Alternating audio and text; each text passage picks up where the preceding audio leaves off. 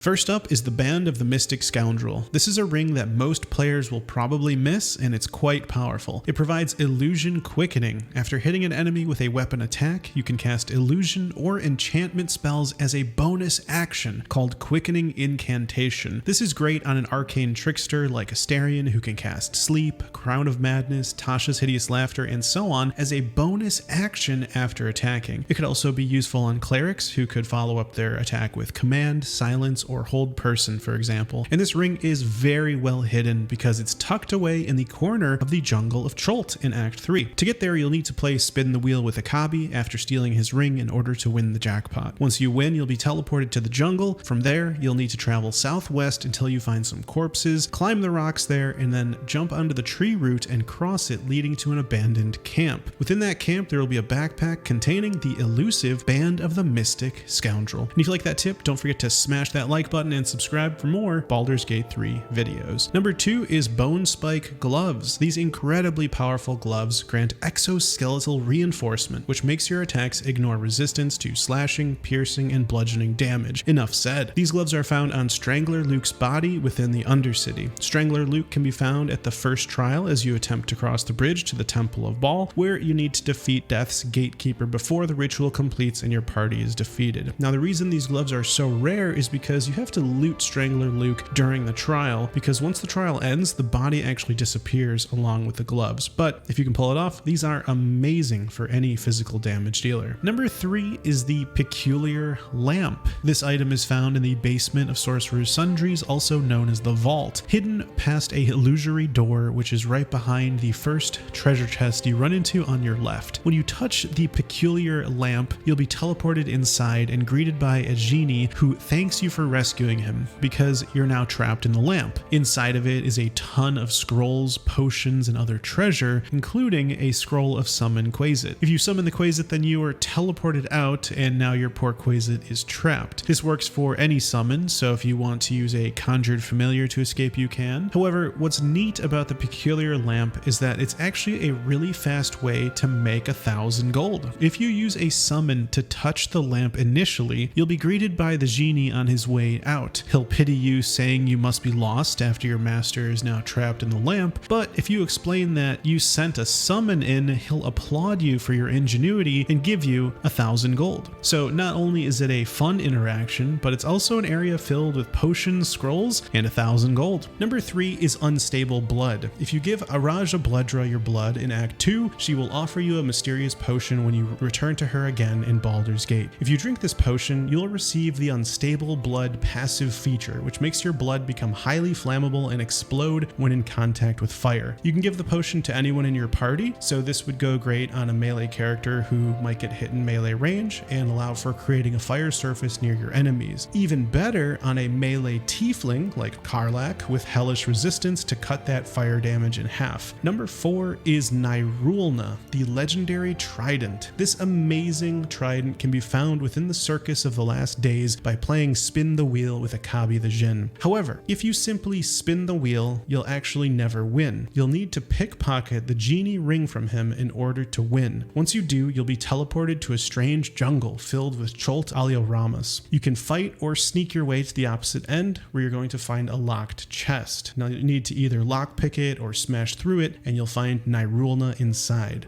Now this amazing trident is perfect for a throwing barbarian with the tavern brawler feat. The trident returns to you after each throw. It grants increased movement speed and jump distance, and it illuminates 6 meters around you. What I think is actually particularly interesting about this trident is that it also does 3 to 12 thunder damage in a 6-meter blast around where it was thrown. Now this is actually pretty serious AoE damage, especially if you're throwing it more than once. So if you have a melee character, they could probably take a lot of friendly fire damage from this. So depending on your setup, you might want to be aware about that AoE damage and try to go after mobs that are away from your other allies. Number 5 is the True Hero of Baldur's Gate. This is a statue that grants one of your characters a permanent bless buff that gets applied after every long rest, so you can't lose it by dying. In order to get this buff, you'll need to head to the Circus of the Last Days and talk to Boney. One of the dialogue options is that you'd like a statue of yourself for your camp. Boney will tell you it costs 5,000 gold, and if you pay, then after each long rest, you'll now have bless on your character, granting 1d4 bonus to attack rolls rolls and saving throws. And you'll also have a sweet statue of your character in your camp called the True Hero of Baldur's Gate. Number 6 is Tharchiate Vigour. By reading the Tharchiate Codex and getting the curse placed on you, by reading it removed, you will gain 20 temporary hit points after each long rest. This is another permanent buff that you'll keep even if you die because it's restored on long rest. It's important to make sure the character you want to get this buff reads the Tharchiate Codex first because they will get the curse and subsequent buff, and it can't be moved to any other character after that. Now, in order to find the Tharchiate Codex, you'll need to ascend Ramazith's Tower by taking the portal in Sorcerer's Sundries. Once there, you'll see a curious set of furniture floating in glowing blue, and you can actually jump down to them and reach the middle floor. You'll need to use Sea Invisibility or find the Elixir of Sea Invisibility on the outer ring of the tower to read the plaques, which are invisible, which detail which weave buttons do what. And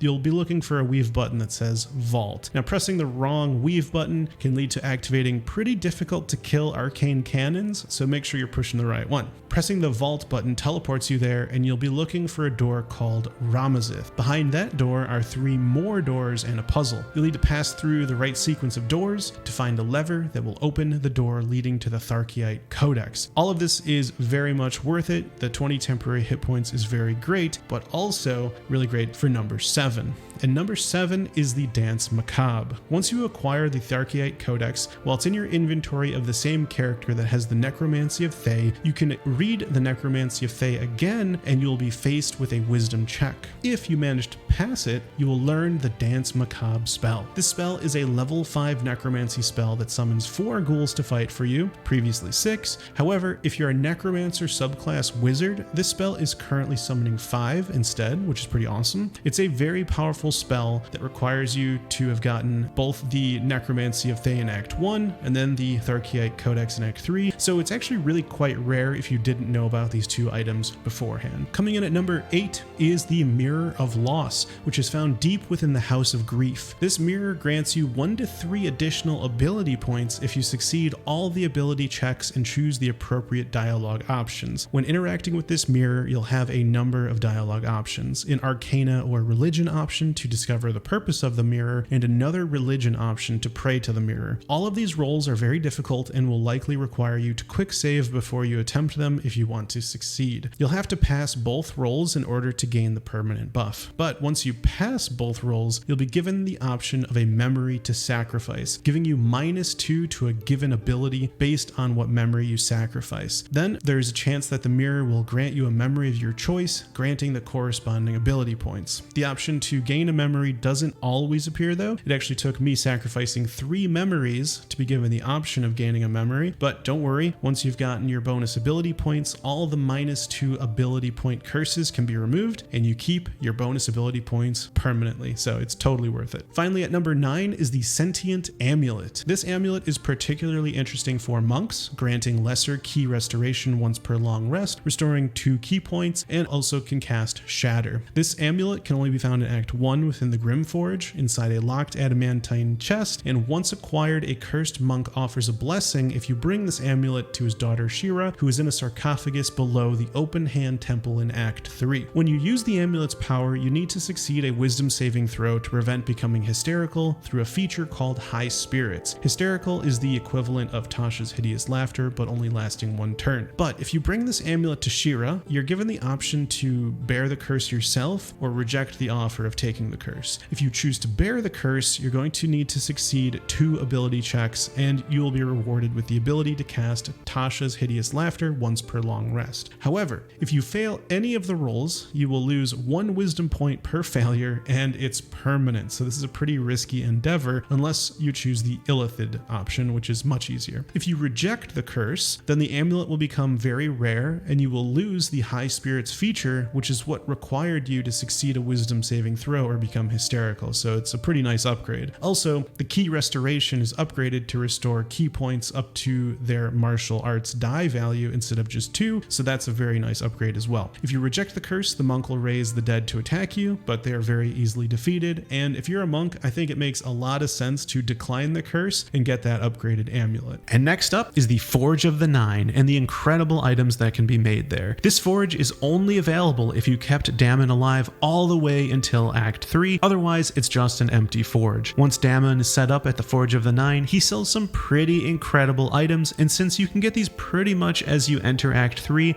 if you just walk straight there, it's a great reward to help you start gathering the other amazing equipment that you can find in Act 3. One such amazing item at the Forge of the Nine are the Boots of Persistence. These boots grant freedom of movement and long strider permanently. Both of these are great conditions, granting movement speed and immunity to movement speed impairing effects, and cannot be paralyzed, which is great against ghouls. Legacy of the Masters grants +2 to attack and damage rolls with weapons, which is great, and the Armor of Persistence reduces all incoming damage by 2 and grants +1 to all saving throws and resistance to bludgeoning, slashing, and piercing damage in the form of resistance and blade ward. Very good items that grant actual spells permanently as part of their passive features. And next up is a hidden interaction with Spellmight Gloves. These gloves grant an additional 1d8 damage to your spells that use attack rolls at the cost of -5 to the roll. However, these gloves actually work with all smites other than Divine Smite, granting the additional 1d8 damage and without any penalty to the attack roll. So these seemingly spellcaster gloves can actually be a nice addition to a paladin if you want some extra damage to your smites. And to get these Spellmight Gloves, all you need to do is loot them off Lucretius or complete the quest Find Dribbles the Clown in Act 3 within the Circus of the Last Days. And next up is a hidden lamp.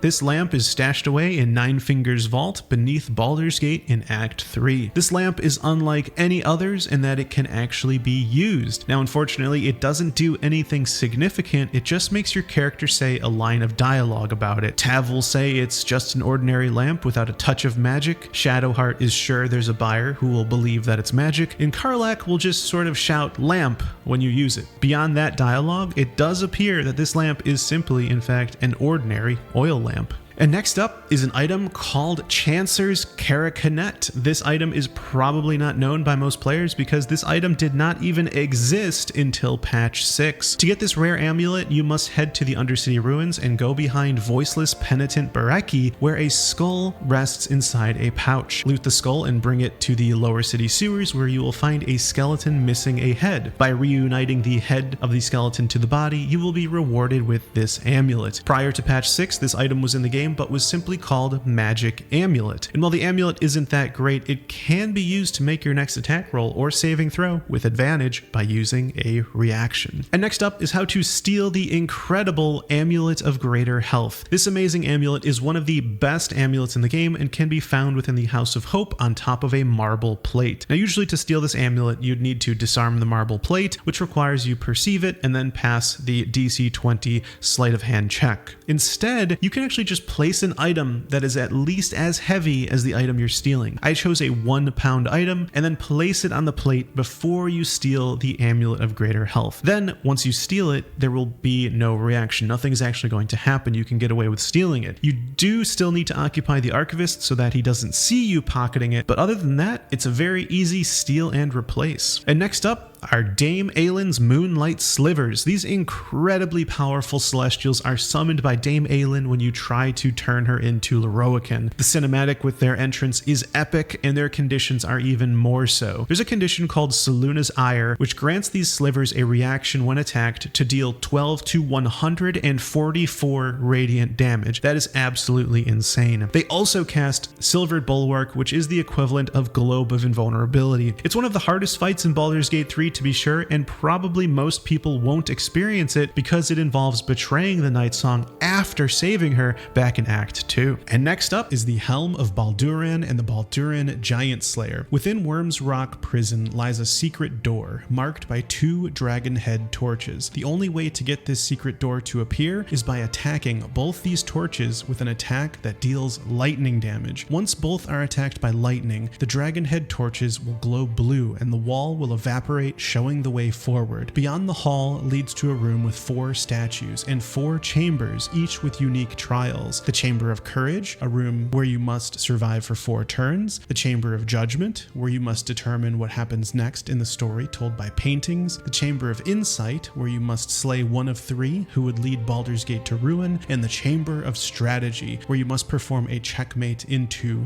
turns. Now, if you fail any one of the trials in a non-lethal way, then the dead will rise to fight you, but you can still progress to the following room. In there, you'll find your reward, the Helm of Balduran, directly across from where you entered the room, and you'll also find the corpse of a massive creature. If you loot its dead body, you'll find the Balduran Giant Slayer, but also a big surprise. These two items are incredibly powerful. I highly recommend you get them. They're probably some of the best items in the entire game. And if you like that tip, don't forget to click that like button and subscribe for more Baldur's Gate 3 videos. And next up is an amazing trick to avoid getting lethargic after taking a hit of Terazul. Now, if you consume Terazul, you will gain an action and additional move speed, just like a potion of speed. And when it's about to run out and cause lethargic, which will stun you for a whole turn, you can instead just take more Terazul, and it will actually extend the hastened condition back to its maximum duration. And more importantly, you will avoid wasting a turn to lethargic. Now, this could be a real lifesaver if you're in a close battle and can't afford to become lethargic for a turn, but make sure to take the Terazul as your last action that turn, because it will immediately end your turn by consuming it. So make sure you use all your actions and all your bonus actions before taking that second hit of Terazul, which, by the way, does not cost neither an action or bonus action. It's completely free to use. And next up is the third Noblestalk that most players miss. That's right. Now, Noblestalk is incredible because it allows you to do a number of different things. You can restore one of Shadowheart's memories, one of the Dark Urge's memories, and a different one depending on if the Urge has met Sclerida's Fel yet. You can use it to cure Balin, you can give it to Dareth, and you can even cure Thula with it. Not only that, but Noblestalk also heals you to full and removes all negative conditions when consumed, which can definitely save your life in battle. And what most people miss is that there is a third Noblestalk located inside of Wither's house during the epilogue. Now, since it's pretty much the end of the game, there's not that much value to it at this point, but nonetheless, very interesting that yet another one exists. And while this one is just a piece of Noblestalk, it still heals you to full health and removes all negative conditions, but it won't restore memories like the one you find in the Underdark.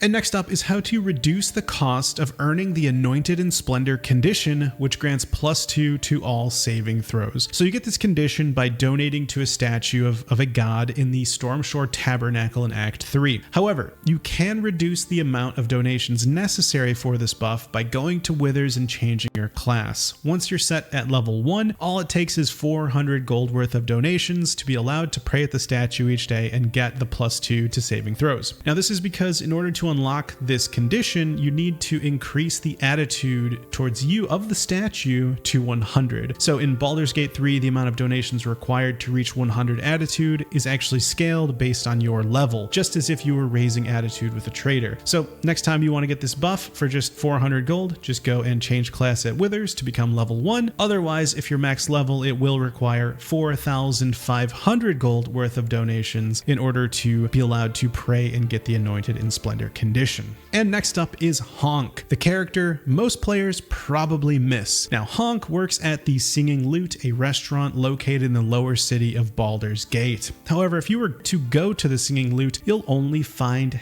Henk there. But if you really wanted to see Honk, you'd have to murder Henk. If you loot his corpse, you could even find a note from Honk confirming his existence. But the only way to eventually meet Honk is to actually go on a date with Karlach. Once on the date, you'll eventually be greeted by Honk, who will take your order. He's nearly identical to Henk, just like how you might assume based on their names, but it's a character most players would miss because you have to get rid of Henk and you have to romance Karlach in order to see him. And next up is a bow that can make your spells cause fairy fire. The Hellrider's Longbow has a special passive feature called Fiendish Fire. Once per turn, a creature hit by this weapon will possibly be afflicted by fairy fire. Fairy fire is incredible, causing your attacks on the target to have advantage, and they cannot turn invisible. However, this doesn't just apply to your attacks with the bow like you might think. Spells of any kind will also trigger a saving throw against Fiendish Fire. This is great for large AoE spells like Fireball or Destructive Wave on a cleric to spread fairy fire to all of your enemies. And to obtain this amazing bow, you'll need to purchase it off Ferg Drogher, a hidden merchant located in Rivington in Act 3. And unless you let Shadowheart slay the Night Song, you won't be able to trade with Ferg with Shadowheart in your party, so be careful as you wander Rivington. And next up is an amulet most players miss. This amulet allows you to use your reaction to guarantee that an attack misses your ally. However, getting this amulet requires you to give up the Githyanki egg to Lady Esther in the Trielta Crags. From there, you'll need to head to the Society of Brilliance Lodge in Act 3, where you will finally meet Pateris, who has now hatched from the Githyanki egg. Now, the only way to get this amulet from him is by looting it from his corpse. Now, notably, Pateris is labeled as a Githyanki prodigy, and he is level 12, equipped with very unique spells such as Vacuum Missile and Sapping Strike, which creates magical effigies. Now, this same Pateris would also be known as Zan, Lae'zel's adopted son, if we had let Lae'zel keep the egg. So if you've ever wondered what Zan would have looked like or been like, Pateris is as close as we can get. And next up is the second Noblestalk, which most players miss. Noblestalk is incredible because it allows you to do a number of different things. You can restore one of Shadowheart's memories, one of the Dark Urge's memories, and actually a different one depending on if the Urge has met Scalarida's Fel yet. You can use it to cure Balin, you can give it to Dareth, or even cure Thulla with it. Not only that, but Noblestalk also heals you to full and removes all negative conditions when consumed, which can definitely save your life in battle. And what most people miss is that there is a second Noblestalk located in the lower city of Act 3. Now, to get this Noblestalk, head to the Facemaker's Boutique, right across from Elerathan's home, close to the Baldur's Gate waypoint. Once inside, lockpick the trapdoor and head into the basement. On the table with lab equipment, you will find a Noblestalk piece, and while it's just a piece, it still heals you to full health and removes all conditions like a regular Noblestalk would. However, it won't restore memories like the one you find in the Underdark. And next up is Reynold, the young tiefling boy with short horns and purple hair. Now, if you give Shadowheart the Noblestalk in the Underdark, she'll remember Reynold, a young tiefling boy with short horns and purple hair that stood up for her when she was being teased for her name. But what you might have missed is that this young tiefling boy, as Shadowheart remembers, is actually the same person as Nocturne, a tiefling with short horns and purple hair. And you can actually meet Nocturne and learn more about their friendship when you encounter her in the Cloister of Somber Embrace in Act 3. And next up is Slinging Shoes. Unlike most boots, these boots are meant to be thrown at your enemy. On hit, they deal an additional 2d4 psychic damage and then return to its owner. These unique boots can only be purchased from Tara in the lower city. She can be found on the roof of Highberry's home. However, Tara only appears at this location if you've previously spoken to her on the roof of the Open Hand Temple with Gale and your party during the Find the Missing Letters quest. Then visit her on the roof of Devil's Fee, purchase the hat of the Sharp Caster from her, and then finally take a long rest and you can purchase these boots. Tara accepts fish and magical items as payment for these boots, and I'd say it's worth it. You won't find a pair of shoes that can deal out as much throwing damage as these. Number 6 is the Deva Mace. The Deva Mace deals 1d6 plus your strength modifier bludgeoning damage plus 4d8 radiant damage. This makes this mace capable of dealing an incredibly high amount of damage and especially good for smiting. This mace is probably something players missed because it cannot be looted like a regular item. To get this mace, you'll need to head to the Stormshore Tabernacle and go into the basement. There you'll find the donation chests with items inside. If you don't see anything inside, you can add an item to it yourself, take the items out of the chest, and you'll get cursed. And upon dispelling or healing the cursed target, 1 to 2 divas will spawn. Defeat them and loot their corpses, and then bring their corpses to camp, drop them on the ground, and then take a long rest. When you wake up, all that will remain where their bodies were will be a sack with the amazing Deva Mace inside. Number 7 is the Spellmight Gloves. Spellmight Gloves grant Spellmight. When casting a spell that requires an attack roll, you can take a -5 penalty to the roll to deal an additional 1d8 damage. Now, in order to get these gloves, you'll need to head to the Circus of the Last Days and talk to Lucretius, who is looking for his missing clown. By searching all over Baldur's Gate for pieces of the clown and bringing them all back to Lucretius, you can get these gloves as a quest reward. However, it is much easier to just kill Lucretius and take the gloves from his corpse. These gloves only apply to spells with an attack roll as of patch 4, so they were better before, but I'd say they're still quite good considering they work with Eldritch Blast. And number 8 is Markoheshkir and Robes of the Weave. Now, Markoheshkir is arguably the best staff in the game. It grants +1 to spell save DC and spell attack rolls, Arcane Battery, which makes your next spell not cost a spell slot, and Kareska's Favor, which allows you to imbue yourself with an element to unlock resistances and spells associated with that element. Robes of the Weave grants a +1 bonus to spell save DC and spell attack rolls as well, and it gives you Weave Eater, which heals the wearer for 1d6 after succeeding a saving throw against a spell. And the reason these are together is because they're right beside each other in game. In Ramazith's tower, after you climb down the floating furniture, one of the Weave buttons below can teleport you even lower, where these two items are protected by globes of invulnerability. By having See Invisibility on your character, you can discover the levers which dispel the globes. In order to flip the lever though, you'll need to pass a DC 20 Arcana check, one for each item. But if you can, these amazing items can be yours. Number 10 is Foebreaker. This two-handed maul ignores bludgeoning resistance and deals 2d6 +2 plus your strength modifier in bludgeoning damage. This weapon is great considering how many enemies you run into with resistance to bludgeoning. To get this maul, you'll need to head to the vault under Sorcerer's Sundries. After solving the Karsus door puzzle, the room behind the door contains 2 invisible chests. You'll need See Invisibility in order to open them, and in one of the chests is the very rare Foebreaker. And number 12 is the Pointy Hat. Found in a chest behind Lucretius in the Circus of the Last Days, this hat grants a bonus to your persuasion checks equal to your intelligence modifier. So if you wanted to have your wizard be your dialogue character, this could help a lot for situations where you can use persuasion. Next up is how to get the OP Myrmidon weapons the easy way. Now, instead of using the trick to get your Myrmidon sent to jail and then looting their weapon from the evidence chest, you can just go to Lorroakan instead and defeat him and his Myrmidons. He can be found inside Ramazith's tower. To get there, just take the portal found in Sorcerer's Sundries. After you've defeated the Myrmidons and Lorroakan, long rest, and upon your return, there will be pouches where the Myrmidons' corpses were. This gives you access to the Flail of the Vortex, the Trident of the Depths, and the Scimitar of Cinder. Each of these weapons have powerful weapon actions, especially the Flail of the Vortex, which can stun a target for 2 turns. Since you aren't supposed to get these weapons, there are of course no attack animations for when you use them, so it does look a bit buggy. Next up is how to get an Ancient Servant pet. This pet can deal a ton of damage by using multi-attack against frightened targets. It also applies Mummy Rot, which reduces maximum hit points and prevents healing. The source of frightened can also come from the mummy itself through Dreadful Glare, but ideally,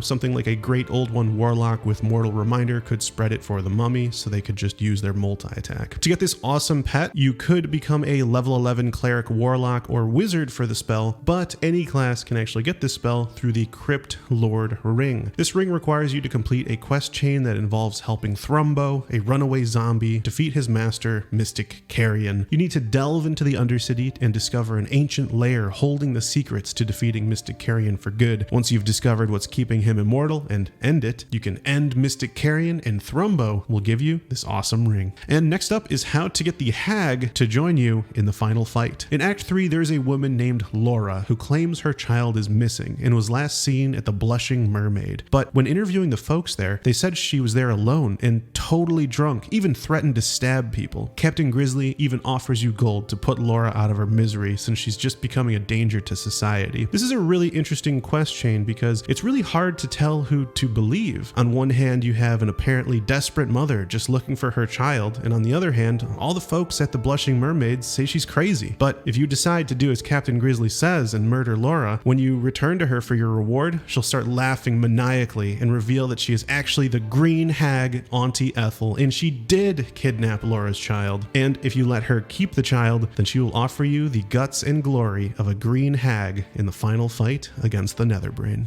And next up is the Hellfire Greataxe. This axe is very rare and deals 1d6 additional fire damage, afflicts the wielder with heat on each successful hit, and grants Hellflame Cleave, which deals an additional 2d6 fire damage, which ignores resistance and immunity to fire damage. This powerful axe is hidden in a very clever way. You'll need to head to the vault within Sorcerer's Sundries and go through to the Silver Hand door. In the next area, you're going to see a door called Illusion, but instead of clicking on it, you actually need to quite literally smash it down, and behind that quote illusion door is a chest containing this amazing great axe. I thought this was a very awesome way to hide an item behind a door called Illusion. Number 5 is the Staff of Cherished Necromancy. This staff is the best in the game for necromancers because it causes targets of your necromancy spells to have disadvantage on saving throws, and most importantly, life essence harvest. This causes you to gain life essence after killing a hostile creature with a spell until long rest. Now, I'm not sure if this is working as intended when I used it, but it appears that if you just kill one enemy, you can now cast all your necromancy necromancy spells without using a spell slot until your next long rest. So this staff enables endless necromancy spells to be cast. Absolutely amazing. And the only way to get this staff is by looting it off the corpse of Mystic Carrion in Filgrave's mansion in the lower city in Act 3. Even though there is a quest to determine how to truly kill Mystic Carrion, you can just slay Mystic Carrion the good old-fashioned way and loot his corpse for this staff. And I've got to say, this staff is pretty mind-blowing for any necromancer who wants to just be able to cast like crazy. And number 6 is Ferg Drogher. This merchant sells a number of items that many players probably miss because they are accompanied by Shadowheart, and Ferg quickly comes and goes before you have the opportunity to trade with him. Leave Shadowheart at camp before you run into Ferg in Rivington in Act 3 and trade with him, and then you can actually pass a persuasion check to get access to his special goods, which is some seriously rare and awesome loot like Cold Snap, Nymph Cloak, Dwarven Thrower, Robe of Supreme Defenses, and Sethin. I particularly like Cold Snap for an offhand weapon. I think it's kind of a fun effect. And Dwarven Thrower, if I was a dwarf barbarian or fighter, I would love to have this Dwarven Thrower mace for sure. And number 7 is Echo of Abazigal. This is another merchant that is really easy to miss because the only way to trade with Abazigal is to become an unholy assassin of Baal by completing the quest Impress the Murder Tribunal. Abazigal offers some of the craziest loot in the game with items such as the Ballast Gloves and Armor, the Assassin of Baal Cowl, and more. The Ballast Armor, for example, grants Aura of Murder, which gives vulnerability to piercing to enemies within 2 meters, which means they take double damage. This can be incredibly powerful and lead to some of the highest damage in the game. And number 16 is the Seemingly Gleaming Ring. This ring grants +1 to Charisma saving throws and -1 to Wisdom saving throws. While not the best ring, it certainly is very easy to miss. In order to get this item, you'll need to pickpocket Narbur in Act 3 when you encounter him in Karm's Garm. Then you'll need to do the incredibly difficult task of listening to him go on and on and on as he tries to decide which class he should be. If you keep engaging with him long enough, he'll eventually thank you for talking with him and reward you